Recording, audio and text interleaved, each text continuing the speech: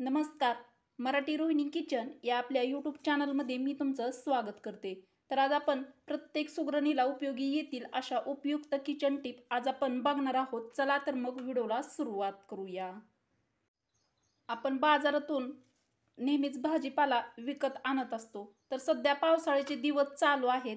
तर या पावसाळ्यामध्ये भाजीपाला बाजारातून आणल्यानंतर प्रत्येक सुगरणीच्या कामी येईल अशी अत्यंत महत्त्वाची किचन टिप किंवा ट्रिक्स की इथं मी एक कढई घेतलेली आहे. तुम्ही बाऊल अगर तुमच्या घरामध्ये जे उपलब्ध असेल ते भांडं तुम्ही पसरट असावं ते घेऊ शकता. तर इथं आपण एक कढई घेतलेली आहे आणि आता आपण या कढईमध्ये थोडंसं पाणी टाकून घ्यायचं आहे.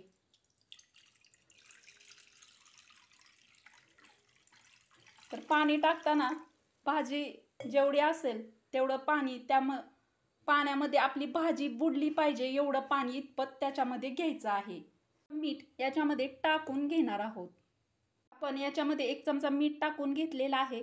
तर या भाजीपाल्यामध्ये जो केमिकलचा थर असतो म्हणजेच भाजीपाला शेतामध्ये वाढत असताना याच्यावर कीड पडू नये यासाठी शेतकरी भरपूर प्रमाणात फवारणी केमिकलची करत असतात. तर हा केमिकलचा जो थर असतो तो निघून जावा याच्यासाठी पूर्ण भाजी याच्यामध्ये आपण 10 ते 15 मिनिटे बुडवून ठेवायची आहे. मस्त अशी भाजी याच्यामध्ये आपण बुडवून ठेवलेली आहे. 10-15 मिनिटं झाल्यानंतर ही भाजी आपण याच्यातून काढून घ्यायची आहे. तर तुम्ही पाहू शकाल याच्यातील जी घाण असते ती पण याच्यातून निघून जाणार आहे आणि याच्यानंतरच आपण ही भाजी कट करून घ्यायची आहे. तर पालेभाजीविषयी ही अत्यंत महत्त्वाची टिप किंवा ट्रिक्स कशी वाटली ती मला कमेंट करून नक्की सांगा. तर तुम्ही काळेपेटी घेतलेली आहे. तर ही पुढील ट्रिक्स आहे काळेपेटीसाठी. तर पावसाळ्यामध्ये काळेपेटी ही आपली खूप जास्त दमट होते किंवा पूर्ण अशी सादळून जाते व ते लवकर पेटत पण नाही. मग अशा वेळी काय करायचं तर पावसाळ्यासाठी घ्यायची आहे आणि काळेपेटीमध्ये ते अजिबात सादळू नये किंवा दमट होऊ नये यासाठी इथं तुम्ही पाहू शकत असाल इथं मी तांदळाचे 7 ते 8 दाणे घेतलेले आहेत. तर ते आपण या काळेपेटीमध्ये टाकून ठेवायचे आहेत. तर या पद्धतीनं आपण याच्यामध्ये तांदूळ टाकून घेतलेले आहेत आणि अशा पद्धतीनं बंद करून ही काळेपेटी आपण ठेवायची आहे. तर या पद्धतीनं अजिबात आपली काळेपेटी सादळणार वगैरे नाही.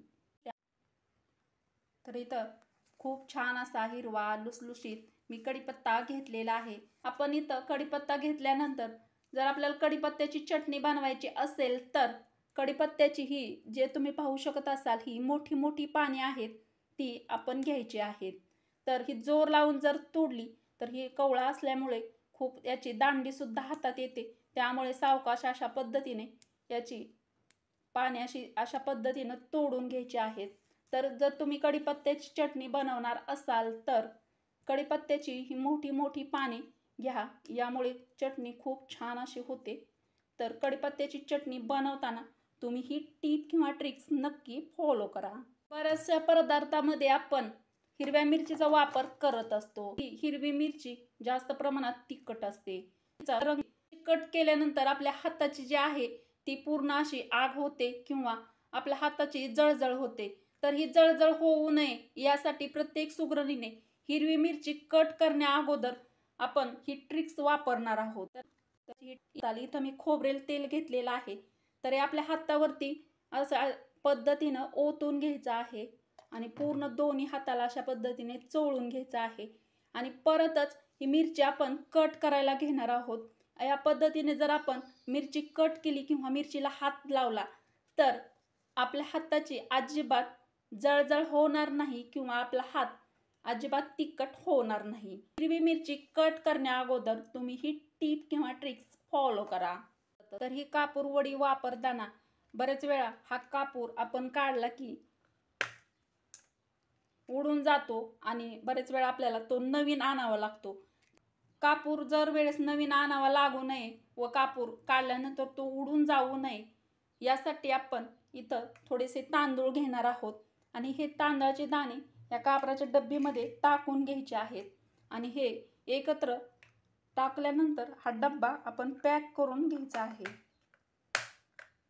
तर अशा पद्धतीनं या पद्धतीने जर तांदळाचे दाणे टाकून आपण कापूर जर ठेवला तर आपला कापूर उडणार नाही. व मिरच्यांसाठी हिरव्या मिरच्या बऱ्याच पदार्थामध्ये वापरत असतो आणि आता सध्या तर आषाढ महिना चालू होणार आहे, त्यामुळे तर हिरव्या मिरचीचे बरेचसे पदार्थ आपण चटपटीत व झणझणीत बनवत असतो. हिरवी मिरची जास्त दिवस टिकावी आणि हिरवी मिरची अजिबात खराब होऊ नये, कारण सध्या पावसाळ्याचे दिवस चालू आहेत. तर या पावसाळ्यामध्ये हिरवी मिरचीवरती असं बाजारामध्ये पाणी मारलेलं असतं, त्याच्यामुळे मिरच्या बऱ्याच प्रमाणात जास्त अशा खराब होतात. व आपण हिरवी मिरची बाजारातून आणल्यानंतर या पद्धतीनं मिरच्याचे देठ सर्व काढून घ्यायचे आहेत. देठ काढून एखाद्या डब्यामध्ये मिरची पॅक करून ठेवायची आहे. तर इथं तुम्ही पाहू शकता मिरच्याची सर्व देठ मी काढून घेतलेली आहेत व डब्बा पॅक करून आपण हा फ्रीजमध्ये ठेवून द्यायचा आहे.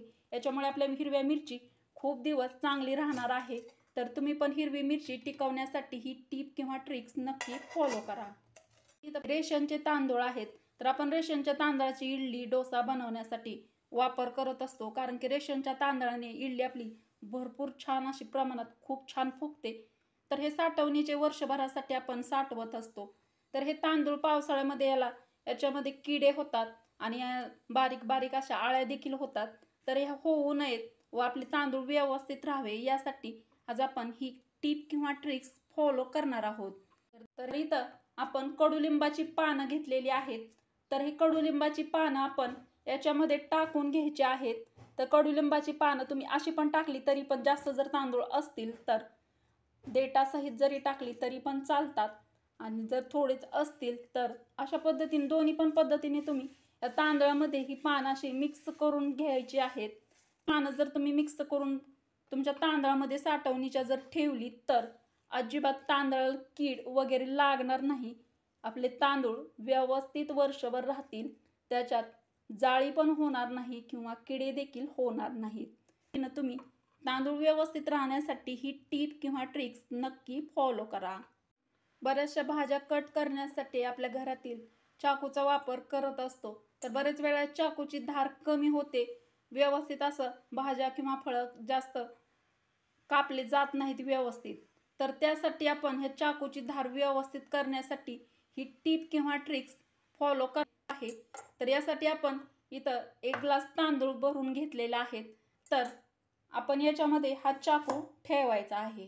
ठेवल्यामुळं काय होणार आहे की आपला जो चाकू आपण प्रत्येक वेळेस भाजी कट करण्यासाठी याच्यामधून काढून घेणार आहोत, याच्यामध्ये असं ठेवणार आहोत, काढून घेणार आहोत.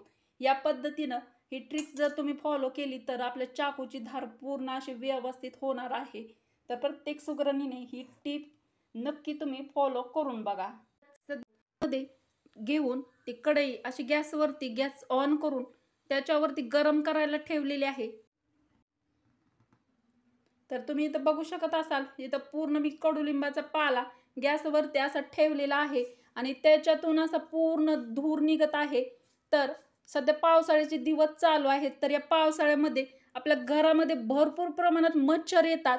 तर या मच्छरपासून आपलं संरक्षण होण्यासाठी व आपल्या घरातील मच्छर पळून जाण्यासाठी हा टिप किंवा हा उपाय तुम्ही नक्कीच घरच्या घरी घरच्या साहित्यामध्ये करू शकता.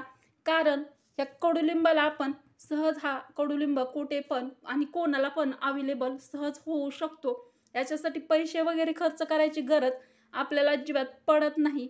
तर पूर्ण असा पाला पूर्ण घेतल्यानंतर असा खाल्ल्या साईडचा पाला पूर्ण करपवून घ्यायचा आहे आणि वरच्या साईडचा पाला तुम्ही बघू शकत असाल तो पूर्ण असा करपवलेला नाही, कारण याच्यातून खाल्ल्या साईडने असं धूर वरच्या साईडने येणार आहे आणि हा धूर आपण आपल्या पूर्ण घरामध्ये फिरवून घ्यायचा आहे.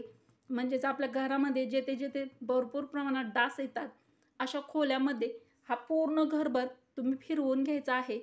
तर बहुगुणी असणारा हा कडुलिंब बऱ्याचशा रोगापासून पण आपलं संरक्षण करतो. याला आयुर्वेदाचा राजा असं पण म्हटलं जातं, कारण की याची फळं, फुलं आणि पानं देखील खूप आपल्या आरोग्यासाठी खूप महत्त्वाची आणि उपयोगी आहेत.